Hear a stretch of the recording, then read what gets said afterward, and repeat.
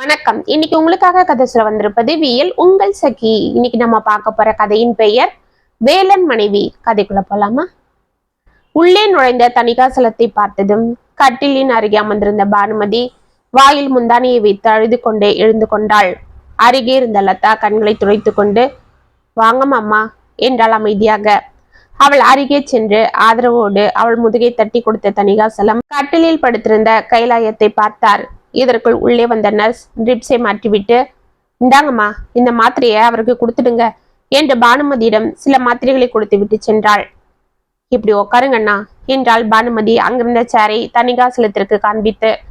அதில் அமர்ந்த தணிகாசலம் கைலாசத்தை பார்த்தார். கைலாசம் தலையை குனிந்து கொண்டார். என்னடா என்ன வேலை இது? இந்த வயசுல நீ பண்ணக்கூடிய வேலையா இது என்றார் தணிகாசலம் துக்கம் நிறைந்த குரலில். நான் என்ன செய்யறது தணிகாச்சலம், என்னால முடியல. ஒரு காலத்துல எப்படி கொடி கட்டி வாழ்ந்துட்டு இருந்தேன், எப்படி கௌரவமா வாழ்ந்துட்டு இருந்தேன். ஆனா இன்னைக்கு சில துரோகிங்களால எல்லாத்தையும் இழந்து கடன்காரனா நின்னுட்டேன்.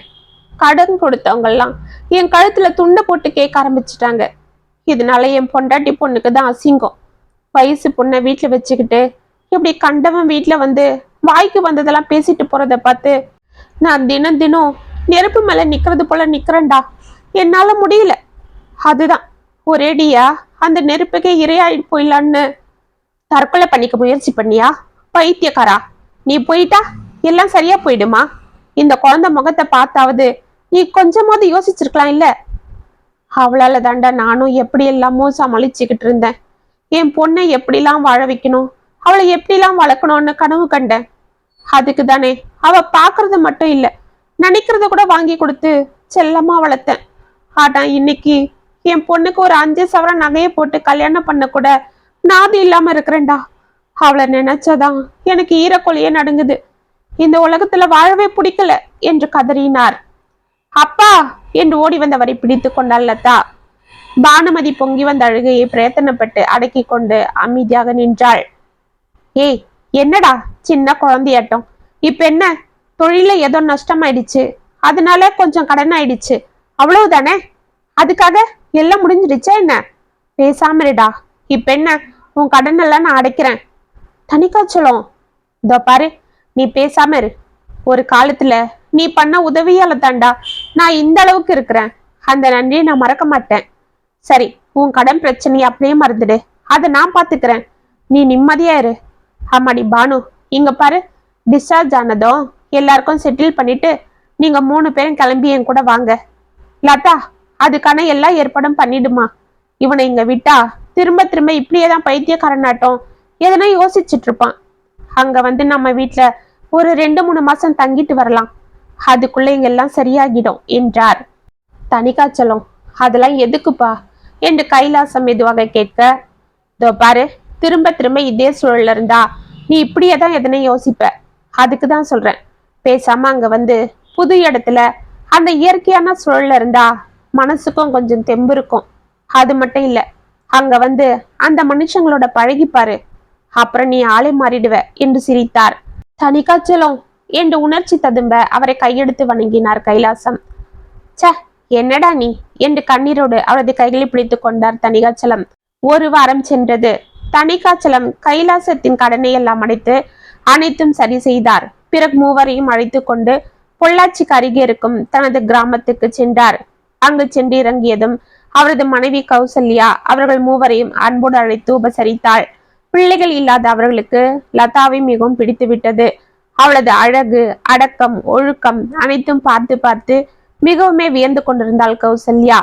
தணிகாச்சலம் கைலாசத்தை அழைத்து கொண்டு தனது நண்பர்கள் வீட்டிற்கு செல்வதும், அந்த ஊரை சுற்றி காண்பிப்பதும், தங்களது நிலத்திற்கு அழைத்து செல்வதும், கோவில்களுக்கு அழைத்து செல்வதும் என இருக்க, கைலாசமும் அனைத்து கவலைகளையும் மறந்து தனது நண்பருடன் சிறுவயதில் தான் சுற்றிய கதைகளை எல்லாம் பேசிக்கொண்டும் சிரித்து கொண்டும் மிகவும் உற்சாகமாக இருந்தார். இதை பார்த்து பானுவும் மிகவும் சந்தோஷம் அடைய, அவளும் கௌசல்யாவுடன் சேர்ந்து கொண்டு சமைப்பதும், கோவிலுக்கு செல்வதும், கதைகள் பேசுவதும் என மகிழ்ச்சியோடு இருந்தாள். தனது தந்தையின் மாற்றம், தாயின் நிம்மதி, இதுவரை தான் பார்த்தறியாத புது இடம், இந்த அழகான சூழல், மனதிற்கு இதம் கொடுக்கும் இயற்கை அனைத்தும் லதாவிற்கு உற்சாகத்தை கொடுக்க, தன் இஷ்டம் போல் அந்த வீட்டில் ஆடி பாடி சந்தோஷமாக இருந்தாள். அன்று மாலை தணிகாச்சலம் கௌசல்யாவை அழைத்து கொண்டே பரபரப்பாக உள்ளே வந்தார். கௌசல்யா லதாவிற்கு அழகாக ஜடையை பின்னிக் கொண்டிருக்க, பானுமதி தோட்டத்தில் இருந்து பறித்து வந்த மல்லிகை பூவை செண்டாக கட்டி கொண்டிருந்தாள். கைலாசம் சோஃபாவில் அமர்ந்து பேப்பரை படித்துக் கொண்டிருந்தார். நால்வரும் தணிகாச்சலம் இப்படி பரபரப்பாக வருவதை பார்த்து அதிர்ந்தனர். என்னங்க, என்னாச்சு? ஏன் வரும்போதே இப்படி என் பேரை ஏல விட்டுட்டு வரீங்க என்று கிண்டலாக கேட்டாள் கௌசல்யா. கௌசல்யா, விளையாட்டுலாம் இருக்கட்டும், முதல்ல உள்ள போய் பலகாரம்லாம் ரெடி பண்ணு. அப்படியே பீரோல இருந்து பட்டு புடவை நகையெல்லாம் எடுத்து பானு கிட்ட கொடு. அம்மாடி பானு, அதெல்லாம் போட்டு லதாவை ரெடி பண்ணுமா என்றார். அனைவரும் ஒன்றும் புரியாமல் விழிக்க, ஏய் என்னடா, என்னாச்சு உனக்கு? திடுதிடுப்புன்னு வந்து தங்கச்சி கிட்ட பலகாரம் தயார் பண்ணுன்னு சொல்ற, பானு கிட்ட லதா அலங்காரம் பண்ண சொல்ற, ஏண்டா எதுக்கு இப்பதெல்லாம் என்று கேட்டுக்கொண்டு அங்கு வந்தார் கைலாசம். சொல்றேன், எல்லாம் நல்ல விஷயம்தான் என்று லதாவின் கன்னத்தை பிடித்து கிள்ளி முத்தமிட்டார். என்னடா அது? கைலாசம், பக்கத்துல நெய்வாடிப்பட்டின்னு ஒரு ஊர் இருக்கு. அங்க தாமோதரன்னு எனக்கு ஒரு நண்பன் இருக்கான். உன்ன போலதான், சின்ன வயசுல இருந்து அவனும் எனக்கு உயிர் நண்பன். அவனுக்கு சம்சாரம் இல்லை. புள்ளைய பெத்து போட்டுட்டு சின்ன வயசுலயே பூவோட பொட்டோட போய் சேர்ந்துட்டா புண்ணியவதி. அவனுக்கு வேலைன்னு ஒரு பையன் இருக்கான்டா. ரொம்ப அழகா இருப்பான், திறமசாலி. பிஎஸ்சி அக்ரிகல்ச்சர் படிச்சுட்டு அவங்க அப்பா கூட விவசாயம் பண்றான். சும்மா இல்லடா, மலை ஓரத்துல அவங்களுக்கு 20 ஏக்கரா நிலம் இருக்கு. நடுவுல அழகான வீடு இருக்கு. அந்த நிலத்துல எல்லா காய்கறி செடிங்க மரங்கன்னு எல்லாம் விளைவிக்கிறாங்க. அதுல வர காய்கறி எல்லாம் அந்த பையன் வெளியூருக்கு ஏற்றுமதி பண்றான். நல்ல வருமானம். அந்த பையன் ரொம்ப திறமசாலிடா. அவனுக்கு நம்ம லதா சரியான ஜோடியா இருப்பான்னு என் மனசுக்கு பட்டுது. அவங்களுக்கும் வீட்டுல பொம்பளை துணை இல்லை. நம்ம லதாவோட போட்டோவை காட்டினேன், அவளை பத்தி சொன்னேன். அவங்களுக்கு ரொம்ப பிடிச்சு போச்சு. தாமோதரன் உடனே தட்டமத்திக்கு வரேன்னு சொல்லிட்டான். நானும் இன்னைக்கு நாள் நல்லா இருக்கு வர சொல்லிட்டேன். ஏன்னா நல்ல கரையெல்லாம் பட்டுன்னு முடிச்சு விடணும், தள்ளி போட்டுட்டு போக கூடாது பாரு என்றார். ஏய் தணிகாச்சலம், என்னப்பா சொல்ற? இப்ப நான் இருக்கிற நிலைமைக்கு என் பொண்ணுக்கு என்று கைலாசம் ஏதோ தடுமாற. ஏய் எனக்கு தெரியாதா? நான் எல்லாம் அவன்கிட்ட பேசிட்டேன்டா. அவன் என்ன அடிக்க வரான். போடா இவனே, மகாலட்சுமி போல பொண்ணு இருக்கும் போது எதுக்குடா நாங்க மத்ததெல்லாம் எதிர்பார்க்க போறோன்னு. அவனே எல்லா ஏற்பாடும் பண்ணிடுறானா. பொண்ணை மட்டும் கட்டி கொடுத்தா போதும்னு சொல்றான். அதுக்காக நாம் ஒன்னும் இல்லாம நம்ம குழந்தைய அனுப்ப போறதில்ல. கௌசல்யா கிட்ட இருக்கிற நகையில ஒரு 10 சவரம் அவளுக்கு போட்டுடுவோம். அப்புறம் வெள்ளி சாமா அது இதுன்னு எல்லாம் சிறப்பாவே செஞ்சிடுவோம் என்றார் தணிகாச்சலம். அட என்னங்க நீங்க, 10 சவரம் என்ன, 15 சவரனே போட்டுடுவோம் என்றாள் கௌசி லதாவை அணைத்து கொண்டு. பானு கண்ணீரோடு அவள் கைகளை பிடித்து கொள்ள, அண்ணி என்ன இது? இவ உங்க பொண்ணு மட்டும் இல்ல, எங்களுக்கும் பொண்ணுதான். எங்களுக்கு என்ன குழந்தையா குட்டியா? என்கிட்ட இருக்கிற எல்லாமே லதாக்கு தான். அவ குணத்துக்கும் அடக்கத்துக்கும் இதெல்லாம் என்ன, இன்னும் எவ்வளவு வேணாலும் செய்யலாம் என்றாள். அத்தை என்றவளை அணைத்து கொண்டாள் லதா. தணிகாச்சலம், நீங்க எங்க மேல இவ்வளவு அன்பை காட்டுறதுக்கு நான் என்னடா கைமாறு பண்ண போறேன்? அந்த கடனை விட இந்த கடன் தாண்டா எனக்கு இன்னும் மனசுக்கு பாரமா இருக்கு என்று கண்ணீரோடு அவர் கைகளை பிடித்து கொண்டார் கைலாசம். இது இன்பமான பாரம்தான், பரவாயில்ல சுமக்கலாம். பேசாம கண்ணை துடைச்சுக்கிட்டு வேலையை பாரு, அவங்க இப்ப வந்துடுவாங்க. பானு, கௌசல்யா போங்கம்மா, குழந்தைய ரெடி பண்ணுங்க என்றார் தணிகாச்சலம். அனைவரும் உற்சாகத்தோடு உள்ளே செல்ல, அன்று மாலை கார் வந்து வாசலில் நின்றதும் அதிலிருந்து வேலன், அவனது தந்தை தாமோதரன், ஊர் பெரியவர்கள் சிலர் என இறங்கினர். அனைவரையும் அன்போடு உள்ளே அழைத்து உபசரித்தனர் தணிகாச்சலமும் கைலாசமும். அவளது நட்பை பார்த்து தாமோதரன் மகிழ்ச்சி அடைய சிறிது நேரம் தங்களது பழைய கதைகளை எல்லாம் பேசி சிரித்து கொண்டிருந்தார்கள். பிறகு கௌசல்யாவும் பானுவும் லதாவை அலங்காரம் செய்து அழைத்து வர அவளை பார்த்த வேலனுக்கு கண்கள் விரிந்தது. ஆஹா, தணிகாச்சலம் பொண்ணு போட்டோல பார்த்ததை விட நேர்ல ரொம்ப லட்சணமா இருக்காளேப்பா. இன்னைக்கே நீங்க சம்மதம் சொன்னாலும் என் பையனுக்கு கல்யாணம் பண்ணி கூட்டிட்டு போயிடுவோம் என்று சிரித்தார். அதெல்லாம் எப்படி? நாள் கிழமெல்லாம் பார்த்துதான் நாங்க எங்க குழந்தைக்கு கல்யாணம் பண்ணி சீரும் சிறப்புமா அனுப்புவோம் என்று சிரித்தார் தணிகாச்சலம். அதெல்லாம் நீ எந்த சீரும் செய்ய வேண்டியது இல்லைன்னு நான் ஏற்கனவே சொன்னதுதான். அதை பத்தி பேசாத. அவ இனிமேல உங்க மக இல்ல, எங்க மக என்றார் தாமோதரன். கைலாசம் அவரை ஆச்சரியத்தோடு பார்த்து கொண்டே கையெடுத்து வணங்கினார். சம்மந்தி, என்ன இது என்று அவர் கையை பிடித்து கொண்ட தாமோதரன், உங்களை பத்தி எல்லாம் சொன்னா தனிக்காச்சலம். இதோ பாருங்க, வாழ்க்கைன்றது மேடு பள்ளம் போலதான். சில நேரம் அது நம்மள அதல பாதாளத்துல தள்ளும், அடுத்த நிமிஷமே மேல தூக்கி நிறுத்திடும். கீழே இருக்கும் போது கலங்கவும் கூடாது, மேல வரும்போது ஆணவம் கொள்ளவும் கூடாது. ஏன்னா எதுவும் நம்ம கையில இல்லை என்று சிரித்தார். நீங்க தனிக்காச்சலத்தோட ஃப்ரெண்ட் இல்லையா? உங்க குணம் எப்படி என்றது சொல்ல வேண்டியதில்லை. இருந்தாலும் தம்பிக்கு பொண்ண என்று கைலாசம் தயங்க, இதுவரை ஓரக்கண்ணால் லதாவை பார்த்து மகிழ்ந்து கொண்டிருந்த வேலன் திடுக்கிட்டு திரும்பி அவர்களை பார்த்தான். இதை கவனித்த தனிக்காச்சலம், அதை பத்தி நீ ஒன்னும் கவலைப்படாதப்பா. நாமெல்லாம் பேசிட்டு இருந்தாலும் அவனுக்கு கவனம் பூரா லதா கிட்டதான் இருக்கு என்று சிரித்தார். இதை கேட்ட அனைவரும் சிரிக்க, லதா வெட்கத்தோடு சிரித்து கொண்டே உள்ளே ஓடினாள். வேலன் வெட்கத்தோடு சிரித்து கொண்டே திருவன விழித்து கொண்டிருந்தான். 3 மாதங்களில் லதா வேலன் திருமணம் இனிதே முடிய 1 வாரம் அவர்கள் ஊரில் தங்கிவிட்டு தனது மகளிடமிருந்து ஆனந்த கண்ணீரோடு விடைபெற்று சென்றனர் பானுமதியும் கைலாசமும். லதாவும் தனது தந்தையும் தாயையும் கட்டி கொண்டாழ, மீண்டும் தற்கொலை என்ற தவறான முடிவை அவர் எடுக்கக்கூடாது என்றும் அவரை பத்திரமாக பார்த்து கொள்ளும்படியும் தனது தாயிடம் ஜாக்கிரதையில் கூறி அனுப்பினாள். 2 நாட்களில் வந்திருந்த சொந்தங்கள் அனைவரும் கிளம்பி சென்றுவிட 3 பேர் மட்டுமே அந்த வீட்டில் இருந்து விட்டனர். அந்த வீட்டு பொறுப்பை தன் கையில் ஏற்றுக்கொண்டாள் லதா. அன்று காலை அழகாக குளித்து முடித்துவிட்டு வாசலில் சாணம் தெளித்து கோலம் போட்டாள். தோட்டத்தில் செடிகளுக்கு தண்ணீர் ஊற்றி துளசி செடிக்கு விளக்கேற்றி பூஜைகள் செய்தாள். வீட்டில் சாம்பிராணி புகை போட்டு சாமி அறையில் பூஜைகளை முடித்து கொண்டு சூடான காப்பியை போட்டெடுத்து கொண்டு அவள் வெளியே வர, இதற்குள் மாட்டிற்கு தண்ணீர் கட்டிவிட்டு அங்கு வந்த தாமோதரன் அந்த காப்பியை வாங்கி கொண்டு, அம்மாடி, இன்னைக்கு தாண்டா இந்த வீட்டை என் பார்வதி இருந்தப்ப பார்த்தது போல இருக்கு. மகராசி, உன்னை போலதான் அவளும் ரொம்ப பொறுமைசாலி. வீட்டை கோவில் போல பார்த்துப்பா. ஒண்ணுமே இல்லாம அவளை கட்டிக்கிட்ட என்ன இன்னைக்கு 20 ஏக்கராக்கு உரிமை உள்ளவனா ஆக்குனதே அவதான், மகாலட்சுமி. அம்மாடி, நீயும் உங்க அத்தையும் போல இனி அவ இடத்துல இருந்து இந்த வீட்டை பார்த்துக்கணும். இந்தாடா பீரோ சாவி, அதுல உங்க அத்தையோட பட்டு புடவை நகெல்லாம் இருக்கு, எடுத்து போட்டுக்க. நாம வேலன் கூட கோயிலுக்கு போயிட்டு வா என்று இடுப்பில் இருந்த வெள்ளி சாவி கொத்து எடுத்து கொடுத்தார். மாமா, இப்ப எதுக்கு மாமா இதெல்லாம்? அம்மாடி, இனிமேல இந்த பாரத்தை நான் சுமக்க போறதில்லை. இனி எல்லாம் உன்னோட பொறுப்பு தான், வாங்கிக்க என்று அவளிடம் கொடுத்து விட்டு அங்கிருந்த ஈசி சாரில் அமர்ந்து காப்பியை குடிக்க ஆரம்பித்தார். அவரை அன்போடு பார்த்து கொண்டே அதை இடுப்பில் சொருகி கொண்டாள் லதா. இதற்குள் உள்ளே வந்த வேலன், அப்பா, நான் நிலத்துக்கு போறேன்ப்பா, நீங்களும் வரீங்களா? நாளைக்கு கோயம்புத்தூர்ல ராமதாஸ் மண்டிக்கு காய்கறி அனுப்பணும், அவன் அட்வான்ஸ் பணத்தை கூட அக்கௌண்ட்ல அனுப்பிட்டான் என்றான். அப்படியாப்பா, சரி, நீ போய் குளிச்சுட்டு சாப்பிட்டு வா. நானும் அதுக்குள்ள அந்த கதிரை இங்க இருக்க சொல்லிட்டு வந்துடுறேன். ஏன்னா நேற்றுல இருந்து நம்ம பாக்கியம் கத்திக்கிட்டே இருக்கிறா. அநேகமா இன்னைக்கு ஆயிடும்னு நினைக்கிறேன் என்றார். அப்படியா? அப்பனா நானே இருந்து பாத்துக்கிறேனேப்பா என்றான் வேலன் படபடப்பாக. பரவாயில்லப்பா, நீங்க வந்து வேலையை பாரு, கதிர் பார்த்துப்பான், அப்புறம் வேணா நம்ம வந்து பார்த்துப்போம் என்றார் தாமோதரன்.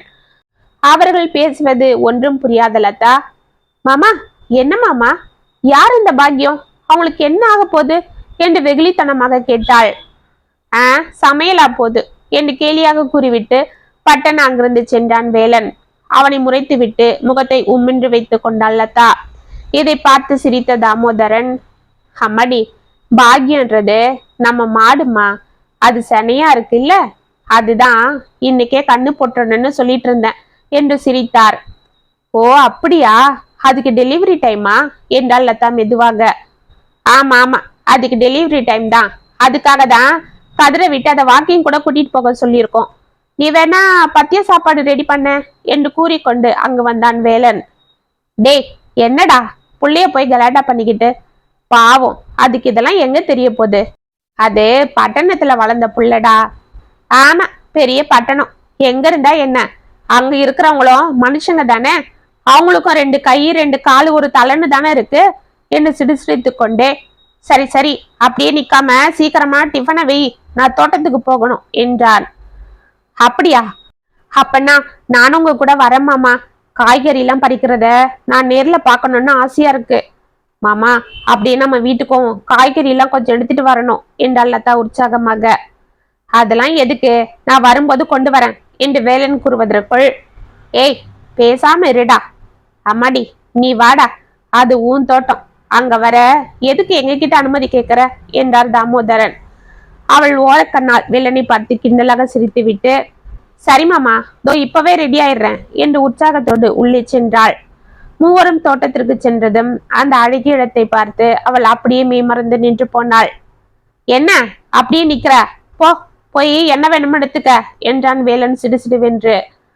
அந்த அழகிய பச்சை பசேல் செடிகளில் என்ன மருந்து வாடையும் இன்றி இயற்கை உரத்தால் அழகாக பூத்து குலுங்கும் பூக்களும் காய்கறிகளும் பழங்களும் அவள் மனதை கவர அதை பறிக்க வேண்டும் என்று எண்ணம் வராமல் அதை அழகாக தொட்டு பார்த்து கொண்டே நின்றாள் லதா.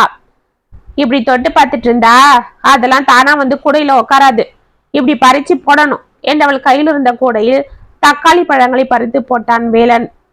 போதும் போதும் விடுங்க, நானே பார்த்துக்கிறேன் என்றாள் லதா உம்மென்று.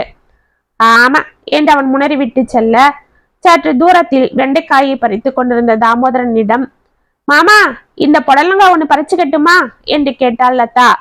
அவளை திரும்பி பார்த்து சிரித்த தாமோதரன், அட என்ன ராசத்தி, உனக்கு என்ன வேணுமோ தாராளமா பறிச்சுக்கோ, இது உன்னோட தோட்டம், நீ தான் இதுக்கு எஜமானி. அடே வேலா, குழந்தைகிட்ட இருந்து அதுக்கு என்ன வேணுமோ எடுத்து கொடுப்பா என்று சிரித்தார்.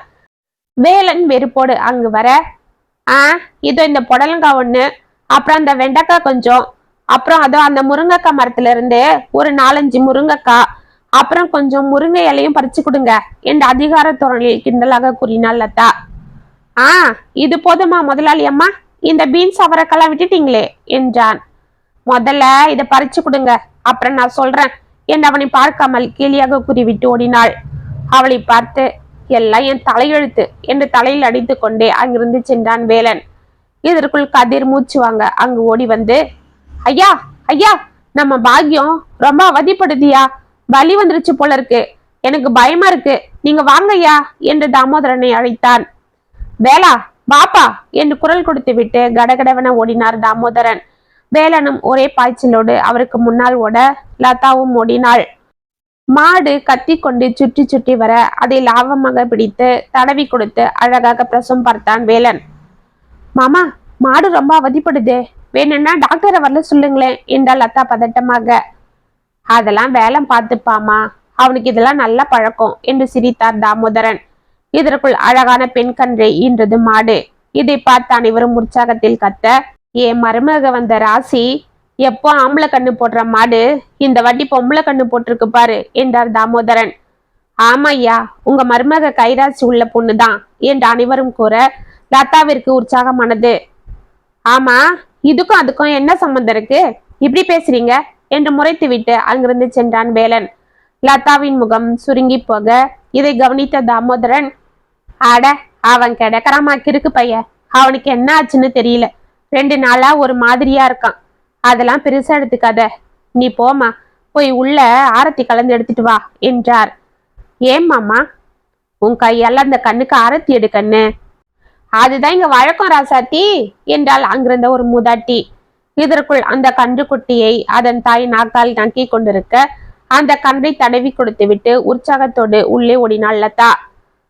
தன் வாழ்நாளில் இப்படியெல்லாம் ஒரு அற்புதத்தை பார்த்தறியாத அவளுக்கு இங்கு நடப்பதெல்லாம் ஆச்சரியமாகவும் அதிசயமாகவும் இருந்தது. இதைவிட தாமோதரன் தன்னை பெற்ற தகப்பன் போல் அன்போடு பார்த்து கொள்வதும், அந்த ஊர் மக்கள் அவளை மரியாதையோடு பார்ப்பதும், அந்த செல்வ வளமிக்க அழகிய தோட்டம், இயற்கையான சூழல், மாலையில் மனதை வருடி கொண்டு வீசும் தென்றல் காற்று, தனது அதிகாரத்தில் இருக்கும் வீடு, அனைத்தும் அவளை ஏதோ சொர்க்கபுரிக்கே தன்னை அரசியாக்கியது போல் உற்சாகத்தை கொடுக்க, அவளும் மகிழ்ச்சியோடு அந்த வீட்டை அன்போடும் பொறுப்போடும் ஆட்சி செய்ய ஆரம்பித்தாள். அவளது பொறுமையான குணமும் அவள் ஈடுபாடோடு செய்யும் அனைத்து வேலைகளையும் பார்த்து தாமோதரனும் உள்ளுக்குள் புரித்து கொண்டு வெளியே அவளை வெகுவாக பாராட்டி கொண்டும் இருந்தார். ஆனால் வேலன் மட்டும் அவளிடம் முகத்தை காட்டுவதும், அவள் நிற்கும் இடத்தில் நிற்காமல் முணுமுணுத்து கொண்டு செல்வதும், அவள் தெரியாமல் ஏதாவது கேட்டால் அதை பெரிதுபடுத்தி கேலி செய்வதும் என இருப்பது அவர்கள் இருவருக்குமே சற்று தர்ம சங்கடத்தை கொடுத்தது. இருந்தாலும் லதா அதை ஒன்றும் பெரிதுபடுத்தாமல் இருந்தாள். அன்று காலை வீட்டு தோட்டத்தில் வேலன் துண்டை கட்டி கொண்டு குளித்து கொண்டிருக்க அங்கு புல்லுக்கட்டுகளை எடுக்க வந்த பெண்கள் அவனை பார்த்து ஏதோ பேசி சிரித்து கொண்டு சென்றனர். வேலன் இதை கவனிக்காமல் லதாவிடம் டவலை கொண்டு வரும்படி கேட்டு கத்தி அழைக்க, "தோ வரங்க" என்று டவலை எடுத்துக்கொண்டு ஓடிய லதா அந்த பெண்களை பார்த்து முறைத்து விட்டு, "என்னங்க, இனிமேலும் பாத்ரூம் உள்ள போய் குளிங்க" என்று முகத்தை காட்டிவிட்டு துண்டை அங்கிருந்த தொட்டியின் மீது வைத்து விட்டு விசுக்கென்று உள்ளே சென்றாள். அவளை ஒன்றும் புரியாமல் பார்த்து கொண்டே அந்த துண்டை எடுத்துக்கொண்டு தலையை துவட்டி கொண்டு உள்ளே வந்தான் வேலன். அன்று மாலை காய்கறி லோடை எடுத்துக்கொண்டு வேலன் கிளம்ப, "வேலா, நீ எதுக்குப்பா போற? வேணும்னா நம்ம பழனிய போக சொல்றனே, நீ இங்க இர, நம்ம லதாவும் தனியா இருக்கா இல்ல" என்றார் தாமோதரன். "அதெல்லாம் சரிப்படாதுப்பா. அவங்க கிட்ட கணக்க சரியா கட்டி பணத்தை வாங்கணும். பழனி போனா ஏமாத்திடுவாங்க. நானே போயிட்டு வரேன். அதுதான் நீங்க இருக்கீங்கல்ல, அப்புறம் என்ன? அவ என்ன சின்ன குழந்தையா? யாராவது தூக்கிட்டு போக? அவதான் பட்டணத்துல வளர்ந்த பொண்ணாச்சே, நல்லா படிச்சிருக்கா. அவளை யார் ஏமாத்தி கடத்திட்டு போயிட போறாங்க" என்றாங்க ஓரமாக நின்று கொண்டிருந்த லதாவை பார்த்து முறைத்து விட்டு சென்றான். லதா விசுக்கென்று முகத்தை திருப்பி கொண்டு உள்ளே செல்ல ஒன்றும் புரியாமல் அவனை பார்த்த தாமோதரன், "ஏன்பா, ஏன் இப்படிலாம் பேசுற? சரி, அது போகட்டும், அந்த குழந்தைகிட்ட சொல்லிட்டாவது போ" என்றார். "நீங்க வேறப்பா" என்று சலித்து கொண்டே உள்ளே சென்றான் வேலன். ஜன்னல் ஓரம் அமைதியாக நின்று வெளியே பார்த்து கொண்டிருந்தாள் லதா. "நான் கோயம்புத்தூர் வரைக்கும் போயிட்டு வரேன். வரத்துக்கு 2 நாள் ஆகும். அப்பாவை பார்த்துக்க" என்று கூறிவிட்டு திரும்பினான். டக்கன் அவனை திரும்பி பார்த்தவள், "என்னங்க, வரும்போது ரோஜா செடிங்க இருந்தா வாங்கிட்டு வாங்க. நம்ம தோட்டத்துல எல்லா செடியும் இருக்கு, ஆனா ரோஜா தான் இல்ல. அங்க கோயம்புத்தூர்ல நல்லா அழகழகா இருக்கும்னு சொல்லுவாங்க" என்றாள். "ஆமா, நான் என்ன ஊரை சுத்தி பார்க்கவா போறேன்? வியாபாரத்துக்கு போறேன். அதை மனசுல வச்சுக்க" என்று கூறிவிட்டு கடகடவென வெளியே சென்றான். அப்பா, சரியான சிடுமூஞ்சி. ஆமா, என்னதான் ஆச்சு இவருக்கு? ஏன் இங்க வந்ததுல இருந்து இப்படி இருக்காரு? கல்யாணம் நிச்சயமாகி என்கிட்ட நல்லா தானே பேசிட்டு இருந்தாரு. ஏதோ சாக்கு வச்சுக்கிட்டு என்னை பார்க்க அடிக்கடி வந்தாரு. அவ்வளவு ஏன், கல்யாணத்துல கூட என்னை எவ்வளவு நல்லா பார்த்துக்கிட்டாரு. ரிசப்ஷன் அப்ப கூட நான் ரொம்ப நேரமா நிக்கிறேன்னு நீ சேர்ல உட்காந்துக்க, நான் வேணா கொஞ்ச நேரம் யாரையும் போட்டோ எடுக்க வர வேண்டாம்னு சொல்லிடுறேன்னு சொன்னாரு. எனக்கு டயர்டா இருக்கும்னு கூல்ட்ரிங்க்ஸ் கொண்டு வந்து கொடுக்க சொன்னாரு. இதெல்லாம் பார்த்து எல்லாரும் இப்பவே உன் பொண்டாட்டிய இப்படி பார்த்துக்கிறியடான்னு கிண்டல் பண்ணாங்க. நானும் உள்ளுக்குள்ள எவ்வளவு சந்தோஷப்பட்டேன். ஆனா இங்க வந்து இப்படி மாறிட்டாரே, ஏன் இப்படி நடந்துக்கிறாரு? மாமா கிட்ட எதனா சொல்லலான்னா பாவம், அவர் இதனால வருத்தப்படுவாரோன்னு பயமா இருக்கு என்ற மனதிற்குள் புலம்பிக் கொண்டே அங்கிருந்து சென்றாள். சென்ற வேலை சற்று தாமதமாக வேலன் மீண்டும் ஊருக்கு திரும்பி வர 4 நாட்கள் ஆகிவிட்டது. அன்று மாலை ஊருக்கு வந்த வேலன் உள்ளே நுழைந்ததும் அவனை பார்த்து அமைதியாக கட்டிலிருந்து எழுந்து கொண்டார் தாமோதரன். அவர் வாடி வதங்கி போய் சோர்ந்து காணப்பட்டார். அவர் அருகே மருந்து மாத்திரைகள் இருந்தன. இதை பார்த்து பதறிய வேலன், "அப்பா, என்னப்பா, என்னாச்சு உங்களுக்கு? ஏன் ஒரு மாதிரி டல்லா இருக்கீங்க? இது என்ன மருந்து மாத்திரலாம்?" என்று அதை எடுத்து பார்த்தான். "ஒன்னும் இல்லப்பா, பதறாத. நீ போன அன்னைக்கு ராத்திரி ஒரே காய்ச்சல் வந்துடுச்சு." "அடக்கடவுளே, அப்புறம்?" "ஒன்னும் இல்லடா, நம்ம லதா தான் என்ன டாக்டர் கிட்ட கூட்டிட்டு போனா." "எப்படி கூட்டிட்டு போனா?" "நம்ம கார்ல தான்." "அதை யார் ஓட்டுனது? ஊர்ல இருந்து யாராவது வந்தாங்களா?" "இல்லப்பா, அவளே தான் ஓட்டிட்டு வந்தா." "அப்படியா?" "ஆமாப்பா." அப்புறம் அவளே கிட்ட இருந்து டாக்டர் கிட்ட காட்டி கூட்டியாந்தா. இந்த பாரு, 4 நாளா அவ தான் என்னை பெத்த பிள்ளையாட்டம் பார்த்துக்கிட்டா. என்னை கட்டில விட்டு எழுந்திருக்க விடல. அவளோட அன்பான கவனிப்பாலையும் ஆதரவான பேச்சாலையும் தான் நான் தேறி எழுந்து உக்காந்தேன்." "அப்படியா? அவ எங்க?" "தோட்டத்துக்கு போயிருக்காப்பா. இப்பதான் போனா. இன்னைக்கு அறுவடை பண்ண நெல்ல குடோனுக்கு அனுப்பணும் இல்ல, கிட்ட ஆளுங்க யாரும் பொறுப்பா இல்ல. நான் போறேன்னு கிளம்பினேன். நான் பாத்துக்கிறேன் மாமா, நீங்க இருங்கன்னு அவ தான் போனாப்பா." "அப்படியா?" என்றவன் முணுமுணுக்க, "ஆமா ராசா, அந்த குழந்தை ரொம்ப நல்ல பொண்ணு, தங்கம். நம்ம வீட்டுக்கு வந்த மகாலட்சுமி. படிச்ச பொண்ணுன்ற திமிரு கொஞ்சம் கூட இல்லாம எவ்வளவு அடக்கமா நடந்துக்கிறா தெரியுமா? பொறுப்பான பொண்ணுப்பா. எல்லா வேலையும் ஸ்ரத்தையா செய்யறா. மனுஷங்க மேல பாசத்தை கொட்டுறா. அவ இங்க இவ்வளவு சீக்கிரம் எல்லார்கிட்டையும் ஒட்டிக்கிட்டு பழகுறத பார்த்தா எங்கேயோ பட்டணத்துல வளர்ந்த பொண்ணு போல இல்ல, நம்ம ஊர்ல பிறந்து வளர்ந்த பொண்ணு போல இருக்கு. அந்த குழந்தைய நீதான் எப்ப பாரு மூஞ்சி காட்டுறதும் வள்ளு வள்ளுன்னு விழறதும்னு இருக்கிற. ஏன்பா அப்படி பண்ற? பொம்பளை பிள்ளைங்க வீட்டுக்கு குலசாமி போல, அவங்கள நாம தான் பொத்தி பாதுகாக்கணும். அவங்க மனசை சங்கடப்படுத்த கூடாது. உங்க அம்மா போனதுல இருந்து இந்த வீடு எப்படி இருந்தது? என்னதான் நம்ம 2 பேரும் நல்லா சம்பாதிச்சாலும் இந்த வீட்டை ஒழுங்கா கவனிச்சுக்க முடிஞ்சுதா? ஆனா பாரு, அந்த ராசாத்தி வந்த உடனே எப்படி ஆக்கிட்டா. அப்படி இருக்கும்போது நீ மட்டும் ஏன்பா அந்த குழந்தை மனசை காயப்படுத்துற? அவ எனக்காக எதையும் வெளியில காமிச்சிக்காம அமைதியா இருக்காப்பா என்றார்.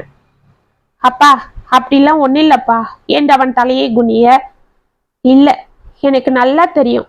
நீ அந்த பொண்ணை ஆசைப்பட்டு தானே கட்டிக்கிட்ட, இல்லைன்னா என்னோட வற்புறுத்தலுக்காக கட்டிக்கிட்டியாப்பா? இல்லப்பா, நான் விருப்பப்பட்டு தான் கட்டிக்கிட்டேன். அப்பனா எதுக்கு கண்ணு அந்த குழந்தை மனசை சங்கடப்படுத்துற? அவங்க அம்மா அப்பாவுக்கு தெரிஞ்சா அவங்க கஷ்டப்பட மாட்டாங்க? இல்லப்பா, அவங்களுக்கு கஷ்டமெல்லாம் இருக்காது என்றான் முகத்தை சுருக்கி கொண்டு. ஏன்பா, ஏன் அப்படி சொல்ற என்று ஒன்றும் புரியாமல் அவனை பார்த்தார் தாமோதரன். ஆமாப்பா, அன்னைக்கு அவங்க அப்பா இங்க அவளை விட்டுட்டு கிளம்பும் போது என்ன சொன்னாரு தெரியுமா? சென்னையில உன்னை நல்ல வசதியோட வளர்த்துட்டு இந்த நாட்டுப்புறத்துல கொண்டு வந்து தள்ளிட்டேன்னு என்னை தப்பா எடுத்துக்காதம்மா. படிச்ச பொண்ணு நீ, இந்த கிராமத்துல இந்த மாதிரி வேலையெல்லாம் எப்படி செய்ய போறன்னு அழறாரு. இவ்வளோ அவங்க அப்பா அம்மாவை விட்டு பிரிய மனசு வரலன்னு அழறா. உங்களை பார்க்காம எப்படி இருக்க போறன்னு தேம்பி தேம்பி அழறா. அவளுக்கு இங்க இருக்க பிடிக்கலையாம்ப்பா. சும்மாவே எல்லாரும் சொல்றாங்கன்னு என்னை கட்டிக்கிட்டா. அவளுக்கு அவங்க அம்மா அப்பா தான் உலகம். அவங்க மேலதான் அவளுக்கு பாசம். தான் சிட்டில வளர்ந்த திமிரு என்றான். இதை கேட்டு சிரித்த தாமோதரன், அப்படின்னா ஏன்பா அவ சந்தோஷமா எல்லா வேலையும் செய்யணும், இங்க நம்ம கிட்டலாம் சகஜமா பழகணும் என்று கேட்டார். அதெல்லாம் சும்மா ஊருக்காக என்றான். இல்ல கண்ணு, நீ நினைக்கிறது தப்பு. அவ மனசுக்கு பிடிக்கலன்னா இந்நேரம் இப்படி நம்ம கிட்ட அன்பா இருக்க மாட்டா.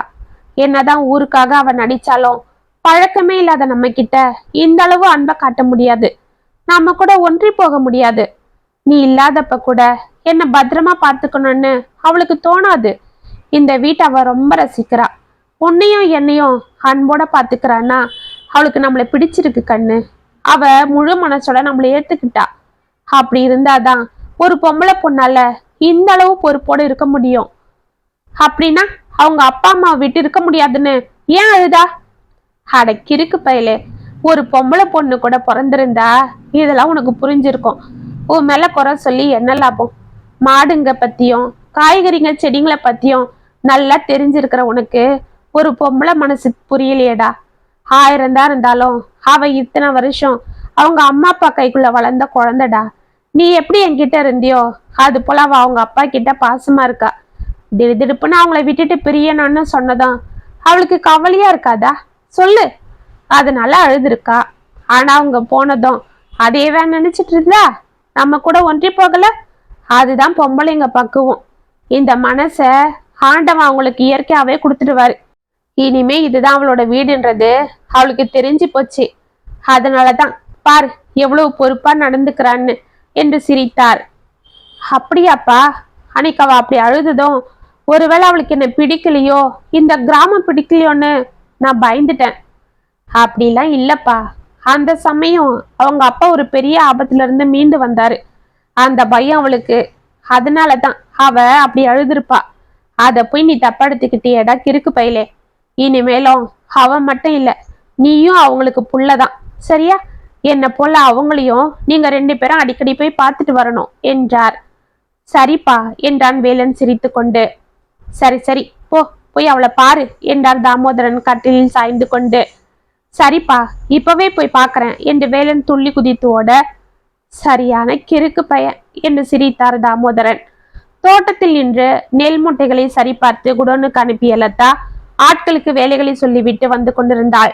வேலன் அவளை அழைத்து கொண்டு வருவதை பார்த்ததும் அவள் முகம் மலர டக்கன முகத்தை சுருக்கி கொண்டு திரும்பி நின்றாள். மூச்சு வாங்க அங்கு வந்து நின்ற வேலன், என்ன லதா, என்னை பார்த்து சந்தோஷப்படுவன்னு பார்த்தா இப்படி திரும்பி நிக்கிற என்றான் கவலையாக. ஆமா, நான் சந்தோஷமா உங்ககிட்ட பேச வருவேன். ஆனா நீங்க வள்ளு வள்ளுன்னு விழுந்துட்டு போயிடுவீங்க. அதுதான் எதுக்கு என் முகத்தை உங்களுக்கு காட்டுறது அப்படின்னு திரும்பி நிக்கிறேன். நீங்க தோட்டத்தை பார்க்க தானே வந்தீங்க, போங்க என்று ஒதுங்கி நின்றாள். யார சொன்னது? என் லதாவை தான் நான் பார்க்க வந்தேன் என்றான் சிரித்து கொண்டு. இதை கேட்ட அவள் முகம் வெட்கத்தால் சிவக்க, இருந்தாலும் திரும்பாமலேயே, ஆ போதும் போதும், என்ன திடீர்னு ஐயாக்கு என் மேல பாசம் என்று சிரிப்பை அடக்கி கொண்டு கேட்டாள். எல்லாம் திடீர்னு வந்த ஞானம்தான். அப்படி என்ன ஞானம் புதுசா வந்திருக்கு? நான் என்ன பண்ணேன்னு இத்தனை நாள் என்கிட்ட இப்படி எரிஞ்சு விழுந்தீங்களா? அது ஒரு சின்ன தவறான புரிதலால வந்தது என்று நடந்ததை கூறினான் வேலன். அட சரியான ஆளுங்க நீங்க. மாமா சொல்றது போல கிறுக்கு பையதான் நீங்க. உங்க கையால தாலி கட்டிட்டு இங்க வந்ததுக்கு அப்புறம் நான் இன்னுமா எங்க வீட்டையும் நினைச்சிட்டு இருப்பேன். அப்பன்னா நான் அவங்க பொண்ணு மட்டும்தான். ஆனா இப்ப என்று திரும்பி அவனை பார்த்து வெட்கத்தால் சிரித்தாள். அவள் முகத்தை நிமிர்த்தி, சொல்லு இப்ப என்ன என்று அவளை கேட்டு விட்டு சிரித்தான். இப்ப நான் வேலன் பொண்டாட்டி, அவரோட அன்பு மனைவி என்று சிரித்தாள்.